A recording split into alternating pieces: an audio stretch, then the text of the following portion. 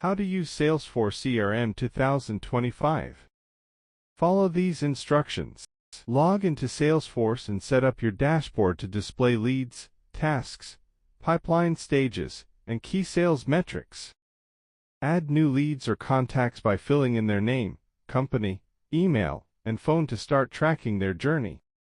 Update lead status as you interact, then convert qualified leads into opportunities with one click. Open the Kanban board to move deals across pipeline stages like prospecting, negotiation, and closed one. Attach tasks, calls, and calendar events to contacts and opportunities to keep follow-ups organized. Automate repetitive work like welcome emails or task creation using Flow Builder or built-in automations. Go to Reports and Dashboards to view real-time insights on sales goals, conversion rates, and performance. Thank you for watching.